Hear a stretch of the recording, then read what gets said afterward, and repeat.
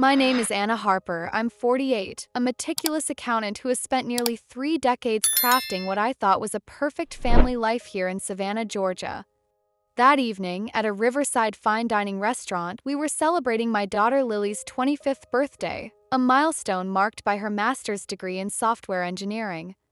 I had envisioned this moment countless times, imagining Daniel, my husband of 25 years, raising his glass with pride, toasting Lily's achievements. But he didn't. Instead, he stood abruptly, eyes glinting with arrogance, and declared, "Anna, I've decided to start a new life. Without you." Time seemed to stall. Clinking of silverware froze midair. Every guest, friends we'd known for years, Daniel's colleagues, turned toward me, their gazes heavy with expectation, waiting for a reaction, for some dramatic unraveling. I felt the warmth of the restaurant fade, replaced by a cold, suffocating clarity. Everything I had built was about to fracture. If you're still listening, we want to sincerely thank you for spending your time with us. Truly means a lot. We'd love to know, where in the world are you watching from? Drop your country in the comments and let's see how far this message has reached. If you haven't subscribed to the channel yet, I highly recommend doing it now so you won't miss any of our upcoming stories. These aren't just ordinary stories, they're filled with meaningful life lessons that can inspire, teach, and stay with you long after the video ends. Hit that subscribe button and join our growing community. But I didn't cry. I didn't scream. I smiled. Just a quiet, composed smile that somehow felt heavier than any outburst. "Congratulations on being honest," I said softly, my voice steady, almost serene. From the depths of my handbag, I drew out a cream-colored envelope, smooth and unassuming, and placed it deliberately next to Daniel's plate. "What's this?"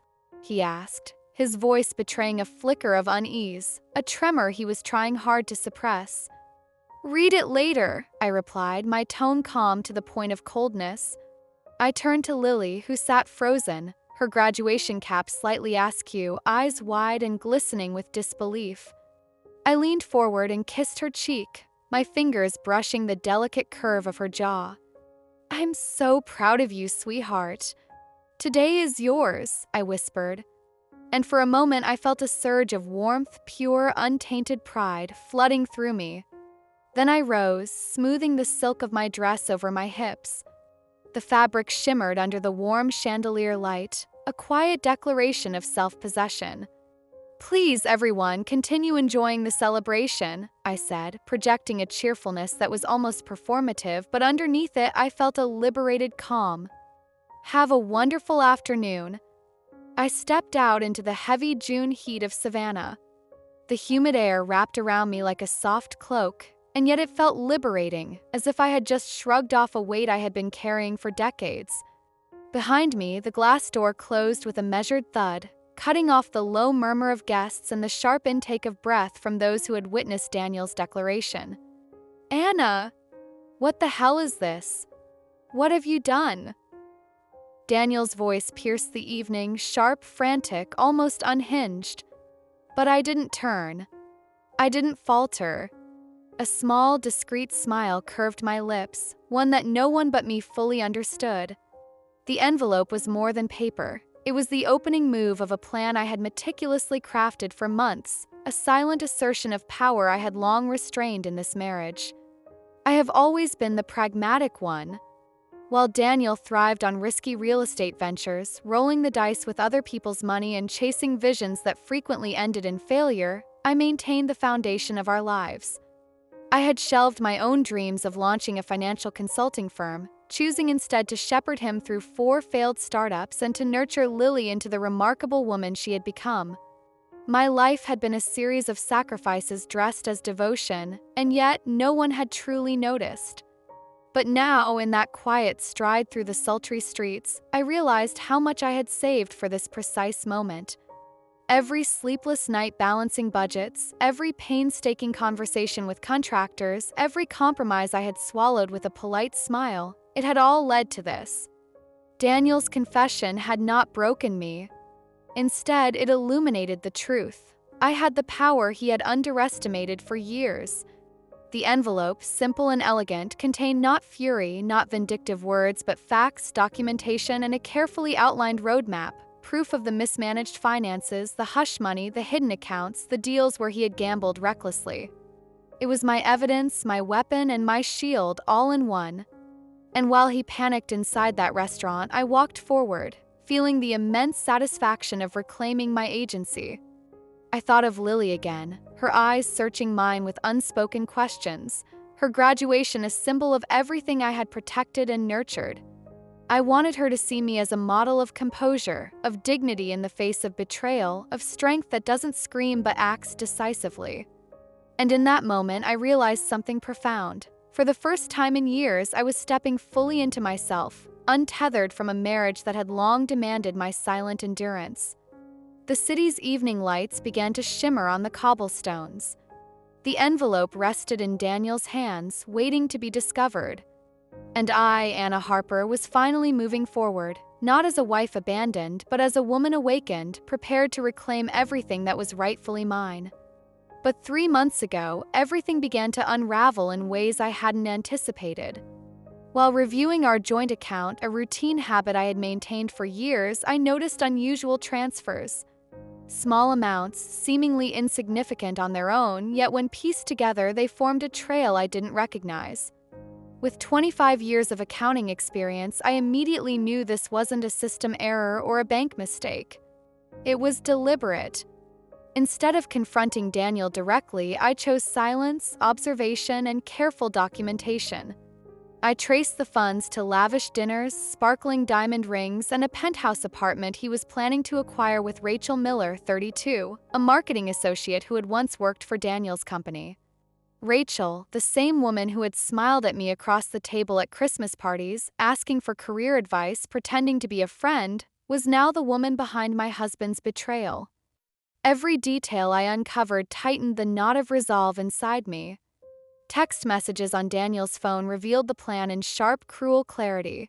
He intended to announce our separation publicly at Lily's graduation, catching me completely off guard, leaving no time for defense or reaction. He had misjudged me, assuming I would be the fragile, compliant wife he had grown accustomed to manipulating over decades. But he forgot one crucial fact. I was not only a devoted spouse, I was a meticulous accountant, capable of reading every line, every transaction, every trace of financial activity. I remembered the prenuptial agreement we signed 26 years ago, back when I had inherited a modest sum from my family. Daniel, at the time a brash young broker hungry for success, insisted on clauses protecting his own assets, claiming it was just prudence. Yet hidden within that agreement was a clause about fidelity, a clause that, in the quiet months that followed my discovery, became my silent weapon. For 3 months, I worked methodically, building a case piece by piece. I coordinated with a trusted attorney, ensuring that every document, every bank statement, every trace of communication was preserved. I cataloged the transfers, the patterns, the timing, linking them directly to Rachel. I preserved screenshots of messages, noting the times and dates, and even subtle remarks Daniel had left in emails and calendar entries.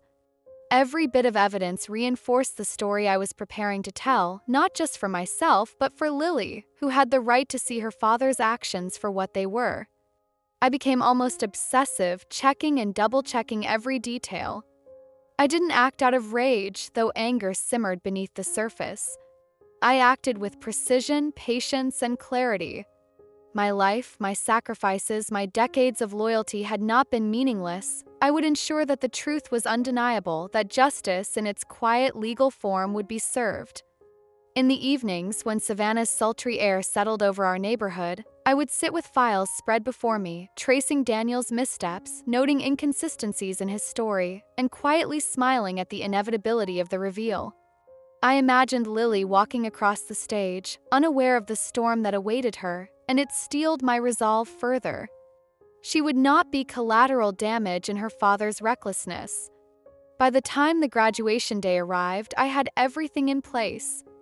The envelope I had handed Daniel at the restaurant was not a spontaneous act. It was the culmination of months of careful, deliberate work. Within it were the proofs of his infidelity, the record of diverted funds, and a meticulously documented account of his misconduct. Every number, every message, every contract clause I referenced was irrefutable. I had transformed my pain into strategy. What Daniel had planned as a moment to humiliate me became the stage for my assertion of control. The years of dedication, compromise, and patience had coalesced into one quiet but unyielding truth. I was ready to reclaim my life on my own terms, armed not with anger but with irrefutable evidence, precision, and a steadfast sense of justice. I had recorded the conversations at home, the ones where Daniel bragged to Rachel about how naive I was, how I would never suspect a thing. Every careless word, every arrogant boast was captured, preserved for the moment it would matter most. Meanwhile, I had prepared the divorce papers meticulously, filing them with the court that very morning of Lily's graduation, ensuring that Daniel could not act first, could not manipulate the situation to his advantage. After leaving the restaurant, I drove back to our colonial-style home, the one that had once been full of laughter, of family milestones, of quiet Sunday mornings with coffee and newspapers sprawled across the kitchen table. The walls held framed family photos, reminders of our travels, our birthdays, and even ordinary days that had seemed significant then. The antique clock my father had given me ticked steadily on the mantel, a comforting echo of continuity. The sofa in the living room, where Daniel and I had once dreamed aloud about our future, now felt like a silent witness, the cushions holding the ghosts of conversations that no longer mattered. Everything I looked at, every familiar object, now felt like a fragile veneer over the reality I had uncovered. In the closet, I noticed Daniel's suitcase neatly packed, a clear signal of his plan to leave. His meticulous attention to clothes, to packing almost laughable in its precision, contrasted sharply with his astonishing carelessness in the things that truly mattered: honesty, fidelity, trust. I allowed myself a small, bitter smile. He had overlooked that I, too, had been paying attention. My phone buzzed incessantly, texts from friends, from Lily, from Daniel's sister Clara, a freelance journalist who had flown in from Atlanta for the graduation. I ignored most of them, only replying to Lily, "I'm fine, sweetheart. Don't worry. Today is your day. I love you." I wanted her to remain untouched by the drama, to savor the moment she had worked so hard for. Nothing about my conflict with Daniel should shadow her achievement. Hours passed, and 3 hours later, Daniel arrived at the house, his face flushed, a mix of anger and disbelief etched into every line. He held the envelope in his hand, waving the divorce papers like a weapon. "What the hell is this, Anna? What are you doing?" he shouted, voice cracking with frustration. "Today, of all days, you choose to do this?" I closed my laptop, the final report of my meticulous financial tracking now saved and ready. I looked at him steadily, a calm anchor against the storm of his fury. "You wanted to start a new life, Daniel," I said softly, almost conversationally. "I'm just helping you do it." He sputtered, grasping at excuses, claiming the prenuptial agreement had expired, that the clauses about fidelity were no longer enforceable. I leaned against the kitchen counter, my hands folded, and met his eyes. "You forget one detail," I said evenly. "The clause about mutual fidelity hasn't expired. It is still in effect for the duration of our marriage." The words seemed to shock him, a brief falter in the relentless storm of his self-assurance. I could see the panic rising behind his eyes, the realization that he had underestimated me yet again. He tried to argue, his voice growing louder, more desperate, but I remained composed. I wasn't here to argue. I was here to assert control, to define the terms on which he would leave our home, our family, our lives. Every detail had been anticipated. The recordings of his conversations with Rachel, the bank transfers meticulously tracked, the correspondence neatly documented, all of it was ready to support the claims I was about to make. I had anticipated his anger, his attempts at intimidation, and even his disbelief. But I had also anticipated the quiet satisfaction that comes from knowing you are untouchable in your preparation, unassailable in your evidence.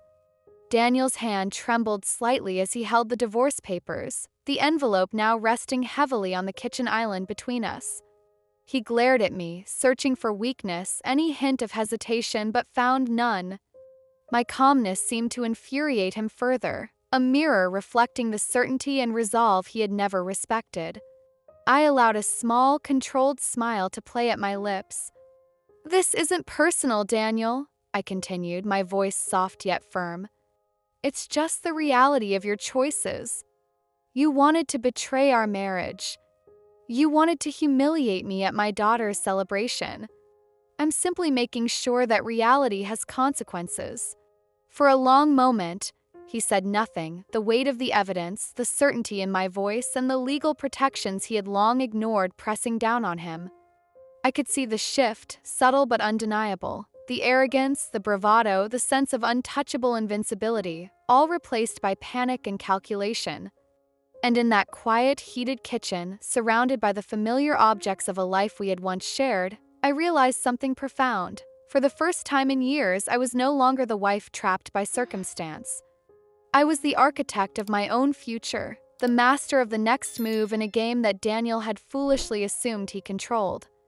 I had anticipated his actions, documented his missteps, and now, in the moment of confrontation, I held the power he had always taken for granted. The house, once a sanctuary of shared dreams, was now a stage where I asserted my independence, my intelligence, and my dignity. And Daniel, for all his wealth, ambition, and bravado, was forced to recognize that some lessons, like the consequences of underestimating a careful, determined woman, cannot be avoided.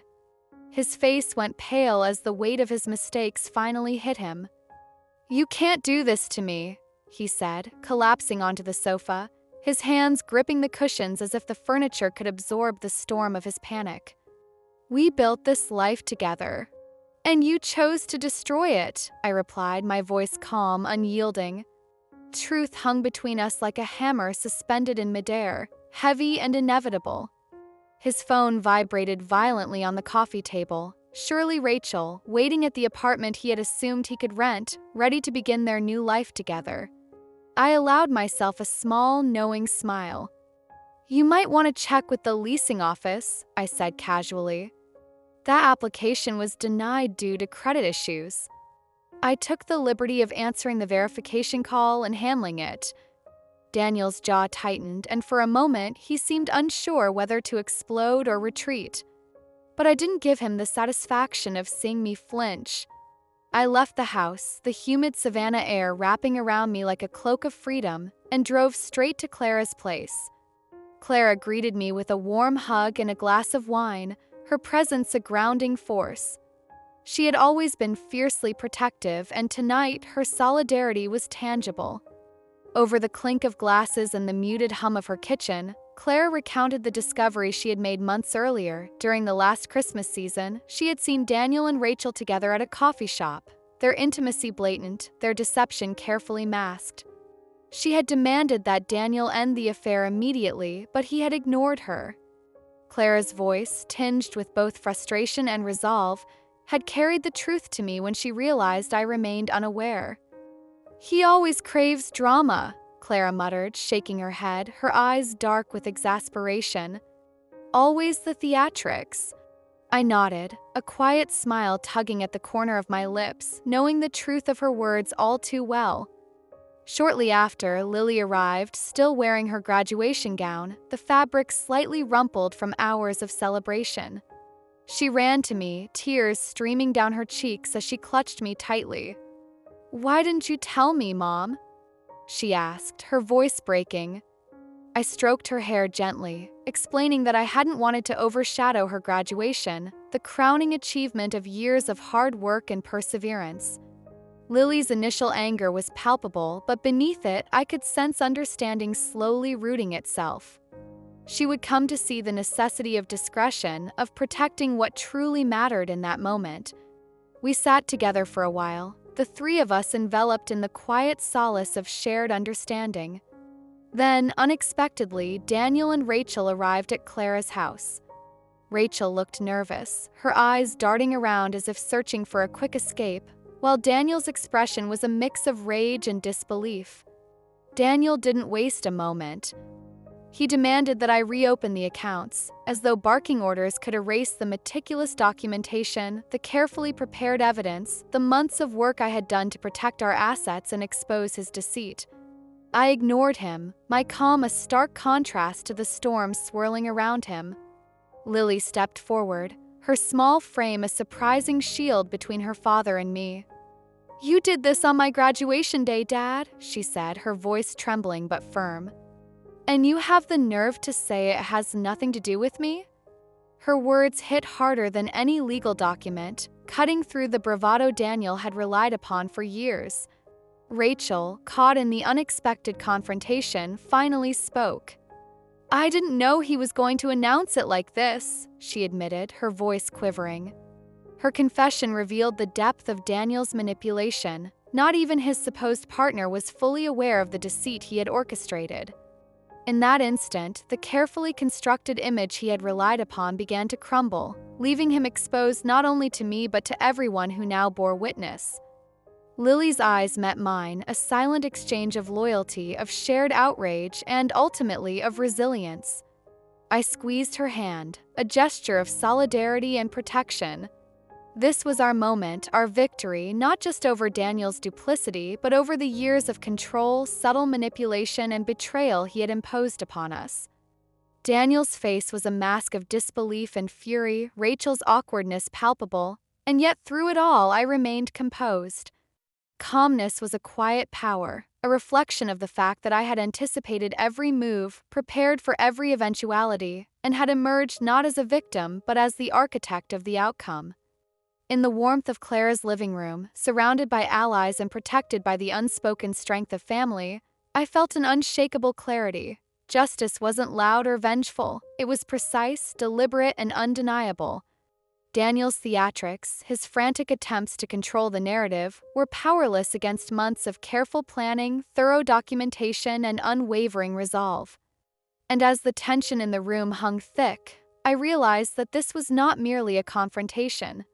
It was a turning point, a reclamation of dignity, of truth, and of the life I had fought so hard to preserve for myself and for Lily. The drama, the betrayal, the anger, they were all tools now, shaping a reality where I was no longer vulnerable, no longer subject to his whims, but fully, resolutely in control.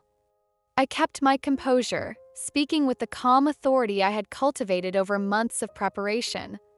"The joint account will be frozen until the preliminary hearing 3 days from now," I told Daniel and Rachel, my voice steady, betraying none of the storm I had felt when I first discovered his betrayal. There was no shouting, no pleading, just the quiet finality of someone who had anticipated every move. When they finally left, Clara raised her glass, her smile warm and her eyes sparkling with pride. "To new beginnings, Anna," she said. I clinked my glass against hers, savoring that sense of liberation, a feeling I hadn't known for years, as if the air itself had lightened around me. Courthouse was a solemn place, but there was an electric tension that evening. The judge, a stern woman with a reputation for fairness and meticulous attention to detail, examined the prenuptial agreement. The ruling was decisive. The fidelity clause was valid, enforceable, and binding. The joint account was frozen, the house awarded to me, and Daniel was left with only his modest personal account. In the hallway, he reached out, desperation written across his features. "Anna, please, we can work this out," he said, his voice cracking. I met his gaze calmly, steady as a rock. 26 years together meant something until you decided it didn't. News of the ruling spread quickly. Daniel's reputation took a hit. Colleagues and longtime friends distanced themselves. Rachel, realizing the fragility of Daniel's real estate ventures, abandoned him, unwilling to remain tied to a man whose empire was crumbling under his own mismanagement. I, on the other hand, embraced the freedom and opportunity that had emerged from this chaos. I founded Harper Financial Solutions, a consultancy dedicated to women navigating divorce, financial upheaval, and significant life transitions.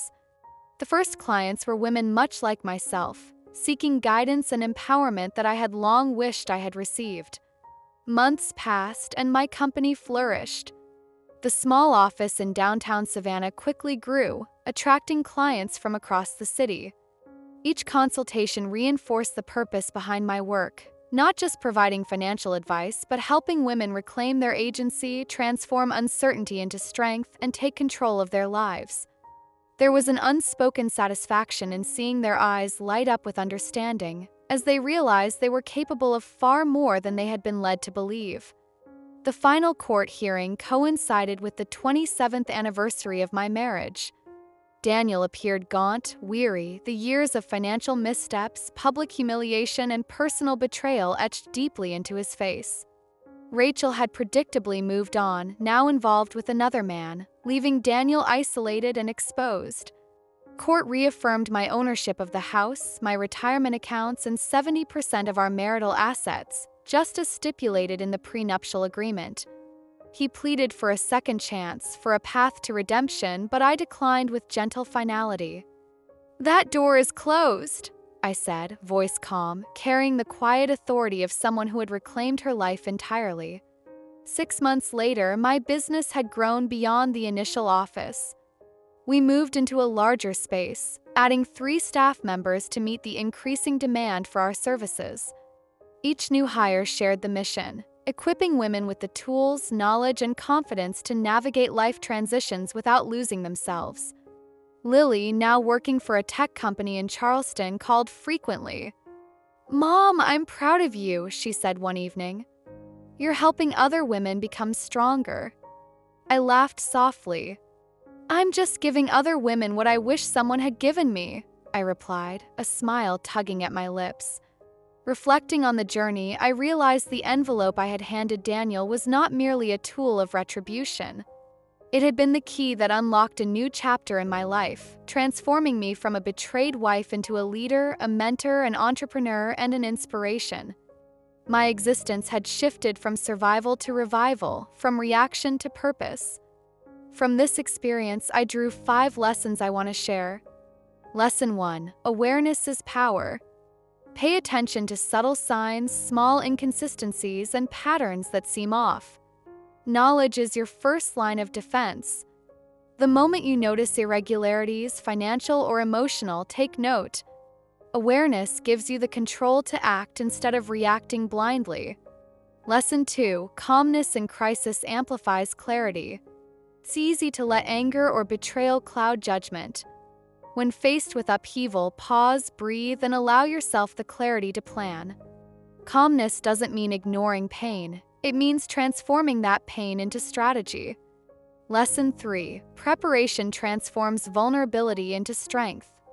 Months of careful documentation, recording conversations, and gathering evidence gave me unshakable power. Planning is not revenge, it's empowerment. Every action taken in preparation is a step toward reclaiming agency. Lesson 4: Boundaries preserve dignity. Knowing your worth and asserting it protects you from further harm. Legal, financial, or emotional boundaries are not acts of cruelty. They are acts of self-respect, ensuring that no one can manipulate or diminish you. Lesson 5: Transformation comes from action, not resentment. True power lies in creating something positive from adversity. Use setbacks as catalysts for growth, mentorship, or enterprise. By channeling energy into productive endeavors, you transform pain into purpose, disappointment into direction. As I share this story with you, my hope is that it inspires, guides, and empowers.